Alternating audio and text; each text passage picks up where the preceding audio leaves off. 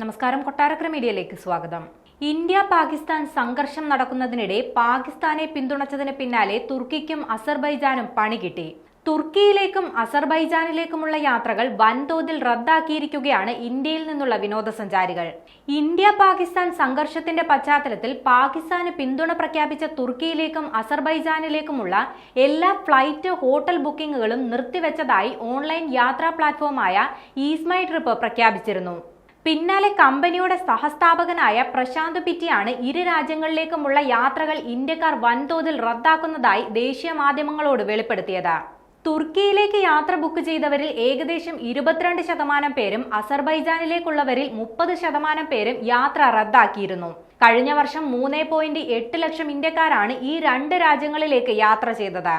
ഓരോ യാത്രക്കാരനിൽ നിന്നും 60,000 മുതൽ 70,000 രൂപ വരെ കണക്കാക്കിയാലും ഏകദേശം 2,500 മുതൽ 3,000 കോടി രൂപയാണ് ഈ രാജ്യങ്ങളിൽ ഇന്ത്യക്കാർ ചെലവഴിച്ചിരുന്നത്.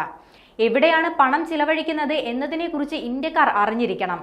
പാകിസ്ഥാന് ആയുധങ്ങൾ നൽകുന്ന രാജ്യങ്ങൾക്കെതിരെ ശക്തമായ നിലപാട് സ്വീകരിക്കണമെന്നും പ്രശാന്ത് പിറ്റി കൂട്ടിച്ചേർത്തു. പഹൽഗാം ഭീകരാക്രമണത്തിന് പിന്നാലെ ഇന്ത്യയും പാകിസ്ഥാനും തമ്മിലുള്ള നയതന്ത്ര ബന്ധത്തിൽ വിള്ളൽ വീഴുകയും ഇരു രാജ്യങ്ങളും യുദ്ധസമാനമായ അന്തരീക്ഷത്തിലേക്ക് എത്തുകയും ചെയ്തിരുന്നു. ഇതിന് പിന്നാലെ ഇന്ത്യയും പാകിസ്ഥാനെയും പിന്തുണച്ചുകൊണ്ട് വിവിധ രാജ്യങ്ങളും മുന്നോട്ട് വന്നിരുന്നു. ഈ സമയത്താണ് പാകിസ്ഥാന് പരസ്യ പിന്തുണ പ്രഖ്യാപിച്ചുകൊണ്ട് തുർക്കി മുന്നോട്ട് വന്നത്.